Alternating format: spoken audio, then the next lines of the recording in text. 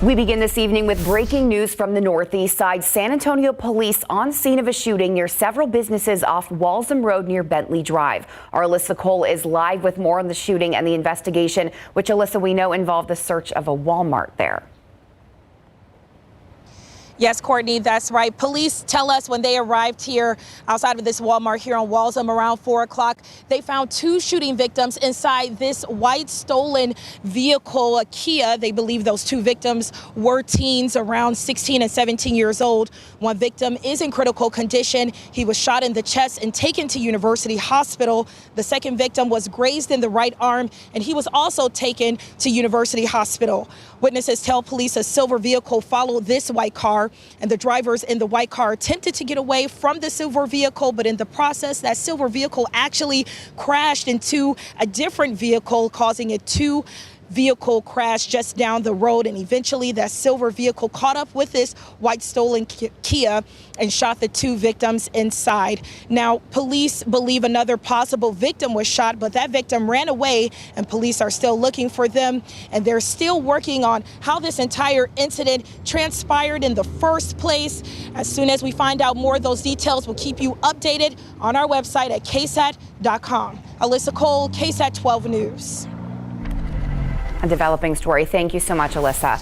New at 5:30, we now know the identity of a man killed in a crash on the southwest side. The Bexar County Medical Examiner's Office says he is 36-year-old Saul Tejeda Valenzuela. According to police, Valenzuela was driving erratically on Medina-based road yesterday evening.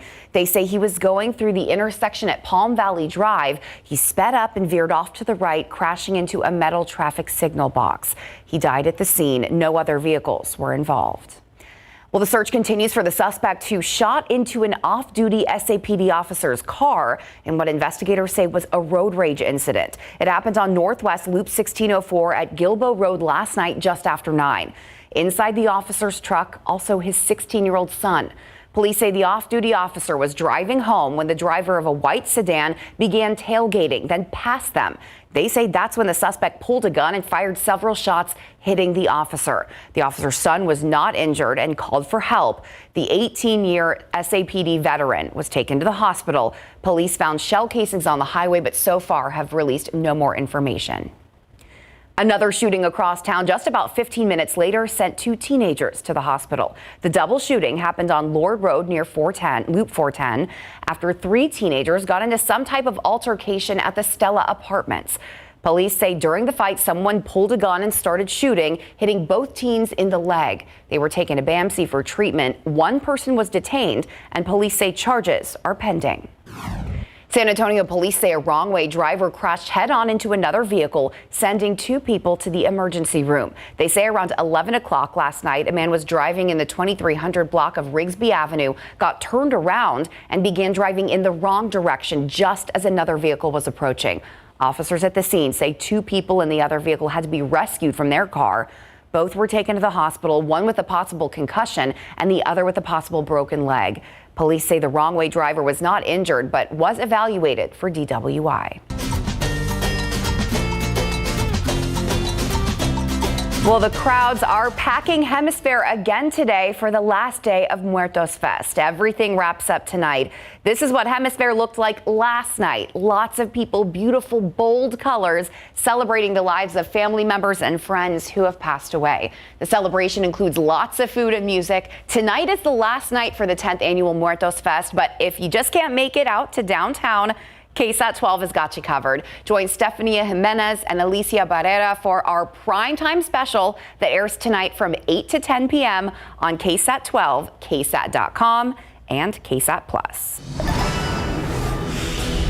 Well, the first week of early voting is about to wrap up, but you still have time to vote today. The polls close at 6 p.m., so you better hurry. Bexar County Elections Department says more than 180,000 people have cast their ballots already. This week, polling locations will be open from 8 a.m. to 8 p.m. For a full list of locations and other election information, you can head to KSAT.com.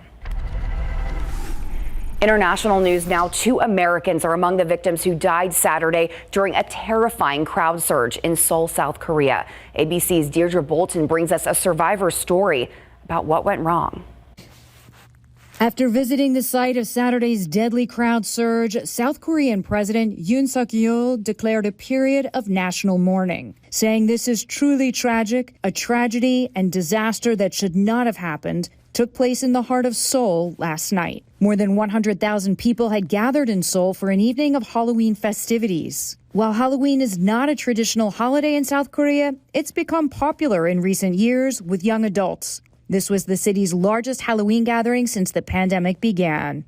As the crowd converged in a narrow, sloped alley, the scene quickly erupted into chaos. I just saw in front of me this mass of people like running and pushing and like moving fast and screaming and like panicking. Authorities say that at least 153 people were killed, more than 82 other injured, many of them in serious condition. We didn't expect anything like this to happen. There was already too many people. We were just walking on the street and I was already getting pushed and swayed. I was trying to hold my friend that passed away close to me. More than 800 emergency services rushed to the scene. According to the National Fire Agency, the victims were largely young people, many in their 20s. The government set up a temporary office to receive reports of the missing. Anxious relatives waited for word on their loved ones, some overcome with grief. The U.S. State Department has confirmed 2 Americans were among the 19 foreign nationals who were killed and says it is working to provide assistance to the victims and their families. Deirdre Bolton, ABC News, New York. Well, we are getting our first look at the man suspected of attacking Paul Pelosi, the husband of House Speaker Nancy Pelosi. CNN obtained the driver's license photograph of 42-year-old David DePape.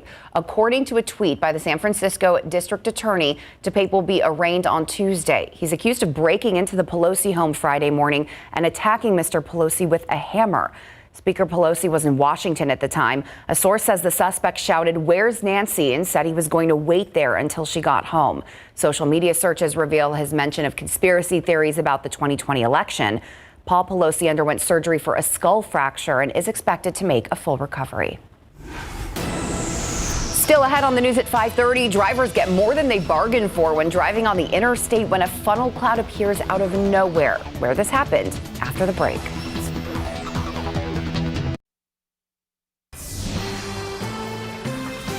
All right, take a look. A driver in Mississippi captured video of a funnel cloud forming near the town of Moss Point as he was driving. The driver says he was trying to outflank the cloud by getting as far away as possible. Now, the National Weather Service radar in New Orleans did confirm a tornado in Jackson County, where Moss Point is located. That's a Izzy? It really is. It looks like it comes out of nowhere. It really, really does. And honestly, that was kind of part of that system that brought rain and storms to our area Friday morning. But thankfully, we didn't see anything like that. On the backside of it, that drier and beautiful air that we still have in place here this Sunday evening. Absolutely beautiful weather out there. We do have some high clouds that are filtering through the area, but those temperatures pretty seasonable out there this afternoon and evening as well. We'll get you a quick look at those in the 70s.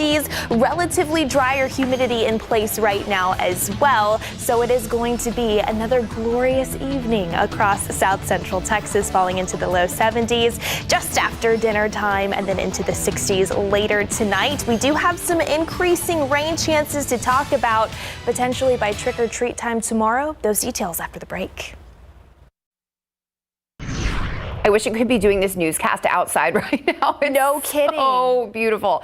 Even though I know we've got a little bit of possible sprinkles coming, we don't mind, even if it's Halloween. Absolutely, yeah, because we definitely could use it, yes, right? Always. Even though, yes, the timing might be a little inconvenient, we are expecting a disturbance to move in from the west tomorrow, and that does have the potential to spark some spots of light rain and some sprinkles out there by tomorrow evening. So let's get you a look at those weather headlines. The big things that we are tracking here over the next 24 to 48 hours across South Central Texas. Tomorrow throughout the afternoon and into the evening, those increasing rain chances circumstances. So while not everybody is going to need to use it, it wouldn't be a bad idea to plan on taking the umbrella out with you for any of those trick-or-treat plans. And that scattered rain chance does look to increase in coverage a bit as we head into the overnight hours on Monday and into the early morning hours of our Tuesday. That also could affect the Tuesday morning commutes. We'll get you a look at Futurecast here in just a second, but first,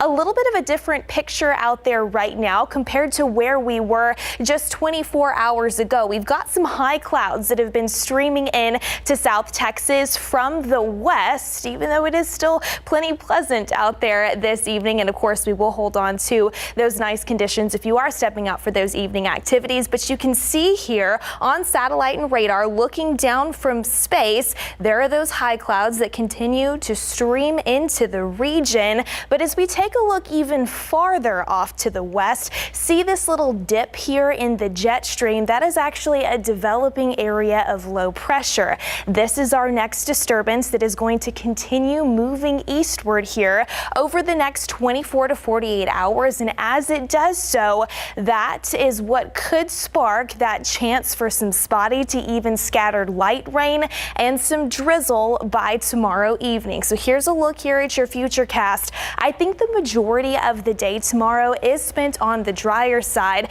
but by about dinner time, notice especially closer to the Rio Grande and in our southwestern counties, that's when we start to see some spots of light rain push in from the southwest. That continues to inch its way farther up to the northeast through trick-or-treat time tomorrow. So again, it's not going to be for everybody, but if you can take the rain gear out with you with those costumes, it wouldn't be a bad idea for we at least have the potential to find some of that activity. And then coverage does look to increase through the overnight hours on Monday and into Tuesday morning. So especially by the morning commute, especially across the central and southern reaches of the area, maybe plan on giving yourself a little bit of extra time out the door and keep the rain gear in the car for the morning drive as well. Overall, we'll call it about a 30% potential tomorrow evening, bumping that up to a 50% potential overnight Monday, and then some scattered showers lingering Tuesday morning before we see a drying trend take over into Tuesday afternoon.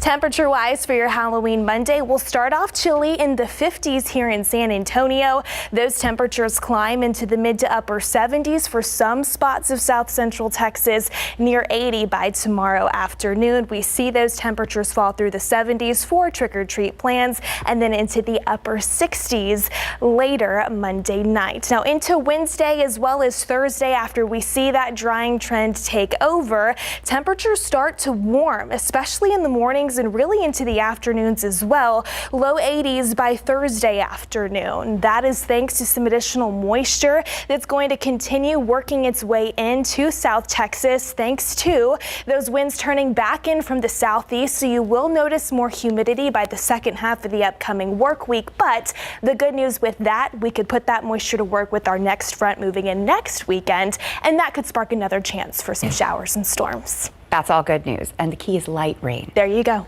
Thanks, Mia. All right, Andrew, I know some very, very happy Cowboys fans. Yeah, we've been all talking about the Cowboys defense for the first 7 weeks of the season. Guess what? The offense came to play today, and there was some worry without Ezekiel Elliott in the lineup. They wouldn't be able to produce. Tony Pollard says they were. When we come back, we got the highlights from a big win over the Bears. Plus, the first ever all-tournament teams are out, and 3 area players made it for the UIL State Water Polo from yesterday. Got that too next. Pro football coverage, powered by Davis Law Firm. Cowboys back at home this afternoon looking for their second straight win, this time hosting the Bears. And it doesn't take long for Dallas to assert themselves. On the opening drive, Dak Prescott keeps it himself and races in untouched with a 7-yard touchdown and a 7-0 lead. Then on Dallas's next possession, Dak goes to the air this time, slinging it to CeeDee Lamb for a 21-yard touchdown strike. The Cowboys are rolling up 14-0 after one. Second quarter, they go to the ground game. No Ezekiel Elliott today, so Tony Pollard is carving up the Bears. He finds the end zone from 18 yards out, and Dallas leads 28-7 at halftime. Chicago does make a game of it in the third quarter, but that's when the Cowboys defense comes up with the play of the game. Leighton Vander Esch forces a fumble. Micah Parsons hustles to scoop it up. Bears QB Justin Fields actually leaps over Parsons without touching him, so Parsons isn't ruled down, and he takes this one back 36 yards for a huge touchdown. Crowd on their feet. That makes it 42-23 Dallas entering the fourth quarter, and the offense has final say. Early in the fourth, Pollard takes the handoff, bursts through the line, breaks a tackle, and he is gone. 54 yards to the house. 3 touchdowns on the day for Pollard, and the Cowboys cruise to a big win, 49-29. Understanding the team we have, the defense that we have, we got to reward these guys and go get some touchdowns. And we owe that to ourselves, more importantly, just from the work and everything that we've put in, winning some of these games close and grinding them out. It was important for us to go out there and start fast. Next up, Dallas enjoys a bye week before traveling to Green Bay to face Mike McCarthy's old team. Texas in action right now. They trail the Titans 17-3 in the fourth quarter. We'll have highlights and reaction from this one tonight on Instant Replay.